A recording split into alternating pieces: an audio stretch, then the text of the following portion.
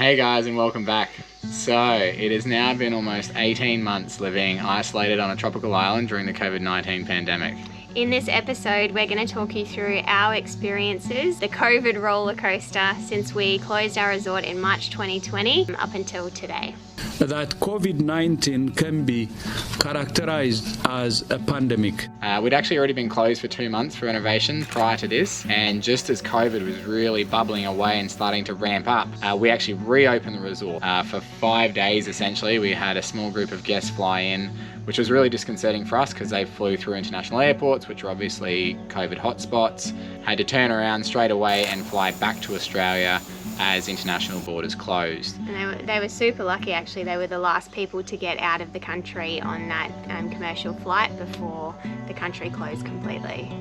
We had to send home 50 plus staff members for an indefinite period of time until tourism was going to resume, and we basically isolated the entire island, so no one in, no fishermen, no market, nothing, until we could kind of get a gauge on what was happening. So it was just going to be the 6 of us, my mother and father, Katie, myself and our 2 children, and 2 local staff members on the island. Bunkered down. Sending all of our staff members home meant that they had to go back to a subsistence style of life, which is possible, but it's really stressful for them. They are heavily dependent on the resort for all of their income, and this was going to seriously affect the well-being of hundreds of people in the lagoon.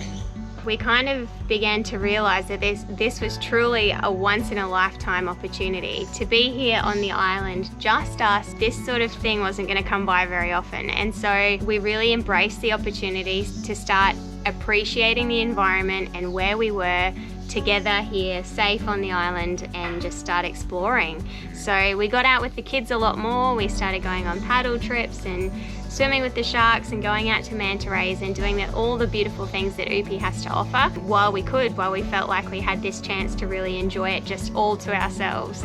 Alright, so 3 months in, although we were definitely making the most of every opportunity we had, we were also working extremely hard. So as a family, we were trying to maintain the island, complete all of the renovation work that we had underway, and we were just getting utterly exhausted. Luckily, there was no circulating COVID in the community, so we were still relatively safe here, but a few things started to mount up. Our family runs a charity which works in health and education, and usually we run medical tours, which is a big responsibility for Jace and I. And we had missed a tour, so our patients within the community had been unable to receive the normal level of care that we provide. So we'd started to see patients here on the island showing up asking for assistance. We were trying to get medicines out to the local clinics. We managed to get some medicines across into the country and distribute them around the lagoon, but it wasn't enough and people were struggling, and we really felt that burden, I think, at that point in time. Then we had the added drama of some really rough weather. There was a few cyclones or low pressure systems around. The island completely copped it. We were beginning to run really low on supplies, including fuel and food. So we are officially out of diesel. It's moments like this when, particularly when the weather closes in and you're on a tiny island in the middle of nowhere like this, with limited food and fuel, the island starts to feel much, much, much smaller than it really is. And I think this is when we really start to feel the pressure and feel truly isolated. Somehow a few more months go by and we decide that it's time to really make the most of this closure period and the fact that the resort was empty, and so we started working on more redevelopment plans. This also meant it gave us a chance to employ a small number of people from the local community to come and assist with the building, and we had some new people back on the island. So this was a real up for us because we started to make progress, we had other people to talk to. The vibe on the island really started to lift again. For me, it was really uplifting to start that project, to be, yep, okay, we're moving forward, even though it was going to be an insane amount of work. All right, over 6 months, and we have not left the island. This is when it started to get really, really tough for me, personally, but for everyone, I think. We just had this string of medical emergencies that happened. Arlo smashed his front teeth on a big lump of concrete falling down some steps. Philly, we thought she broke her arm when I tumbled down the steps with her in my arms. We had to evacuate, fly to the provincial hospital for that one. Yeah, that was the first time we left the island. There was a series of other things that happened around the same time, really unfortunate medical situations. It was hard to deal with. I really started to experience this level of anxiety. I've never been an anxious person. I've always lived in semi-isolation. I've always lived a remote life and been independent and resilient, and it was just getting way too much for me. And I was like breaking down. I couldn't handle it.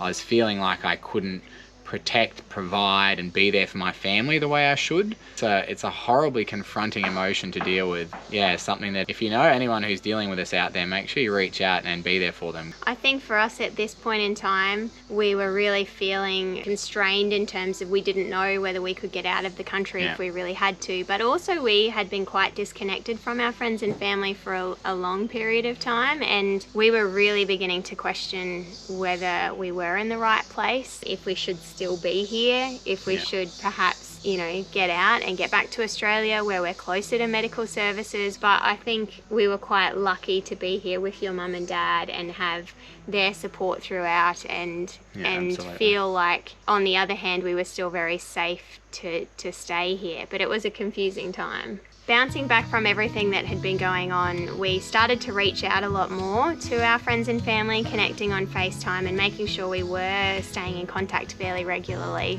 I mean, we talked to my mum every day anyway, but we also during this time found that connecting on social media was a huge benefit to us, and we'd created our family account, The Island Life of Us. I'll link it in the description below. It had really become a way for us to stay motivated to keep doing lots of fun, enjoyable things with the family, but also connecting with people all around the world who are having similar experiences to us, and making these real friendships that we will meet those people one day. And going through this level of extreme isolation, seeing other people around the world going through it, I think is sort of what made us realize that, you know, it was the other piece to the puzzle to make this life so amazing, to be isolated, be here, enjoy the environment, but then also share it with people and be connected as well. One thing that I've struggled with is that, you know, at the time you feel like you're making the right decision.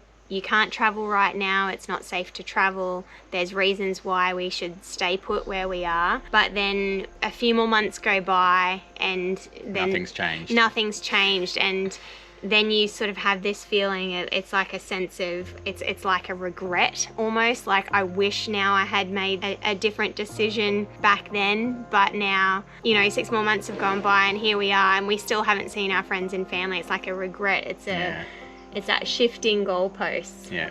Approaching Christmas 2020 was a really, really hard time for me in particular. I think you had kind of come back up a little, and I was really missing my mum. You know, she hasn't seen the kids in a really long time and they're growing quickly, and never gonna make this without crying.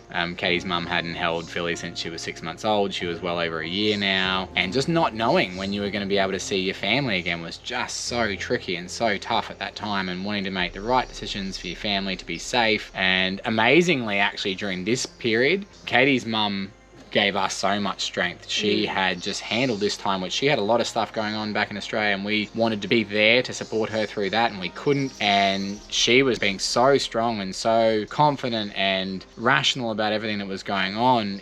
She gave us so much strength to be like, okay, if she's doing this on her own and handling this so well, then, you know, we can be okay too. And I think a lot of people obviously relate to missing family during this whole COVID thing, and around this time, like, we were sort of seeing some restrictions ease and people getting to see their family, and like, you know, we always have a plan when we're going to see each other again, and it just, we still didn't know, and it was just going on, and yeah, so that was a shitty time. All right, 12 months in, and we're really starting to hit our stride now. I think we had come to grips with the fact that there was just so much in this life we couldn't control at that point in time, and we just started to focus on what we could. And we did some amazing trips. We went and saw these incredibly rare endangered species of leatherback turtle laying eggs on a beach in an area that we'd never been to before.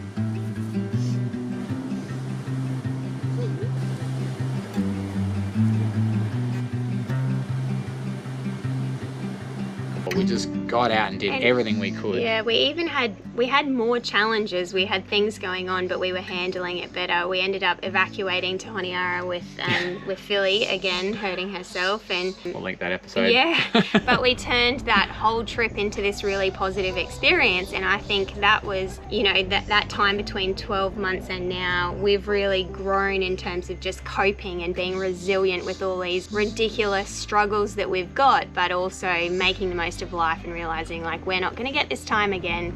Let's just enjoy it and explore, adventure, and share as much as we possibly can. Work insanely hard in between. Yeah. Another really big influence on how we've been feeling and feeling so positive is actually this, you know, talking to our little GoPro there, creating our YouTube channel, sharing this world that we have here with the world. You know, we can tell our story and share our passions about the environment and everything that we've got going on here. This is what we would do every single night at the UP dinner table, really. So that's what we're doing. That's what this channel is. It's just sharing the experiences we would normally share with our guests, with you online. And I think it's just made life feel a bit more normal to us in a very abnormal way. It's been a really, really positive thing. And I think right now we're on this, like, we're riding the up. And it's been the longest up we've had. Definitely. Yeah. And so because everything's perfect, not perfect, but everything's great. We're now planning a trip back to Australia. We just can't put this off any longer. Our kids need to have their medical reviews. We need skin checks. We need to see the doctor for normal stuff. Katie, I need my teeth cleaned. Katie needs her teeth cleaned.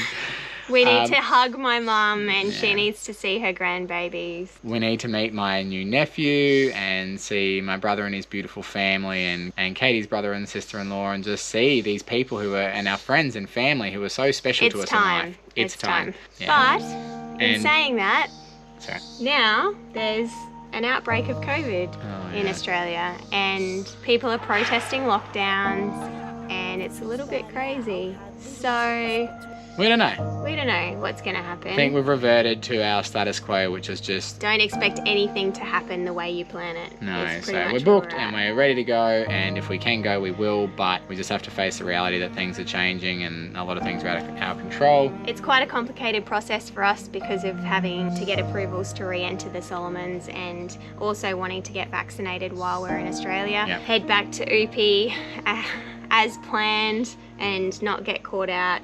Not being able to come home. So we're really thinking of everyone who's in lockdown at the moment. We're sure that you're going through this roller coaster as well. If you're feeling anxious or need to talk to someone, reach out. If you know someone who you think is struggling, please be that person who reaches out. Even if it's just over FaceTime, it makes such a difference to know that someone else is going through the same thing as you are. We're really thinking of everybody doing the right thing, and it just feels like it's never going to end, but maybe it'll end.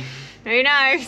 We hope you've enjoyed this episode, guys. I know it's been a little different to what we've created so far, but we did feel like it was the right time to talk about our experience because some of you can probably relate to some aspects of what we've been through, but also maybe you can't relate at all. And that's the point, is that people all over the world are having unique experiences because of COVID, and whatever's going on for you, we do hope that you're okay. Drop us a comment below and let us know how you're feeling about things, where you are in the world and what's going on for you right now. Know that we're always available. You can reach out to us in the comments or DM us on Instagram, and make sure you give this video a like if you've enjoyed it. And subscribe. Subscribe if you're new here. Subscribe if you're new here. Growing our little island tribe has been a real highlight for us, and we appreciate everybody who's here watching so far. And we look forward to delivering more fun, interesting content for you soon. See you guys. Bye. See you next week. We'll do this. No, we're not that cool. Turn it.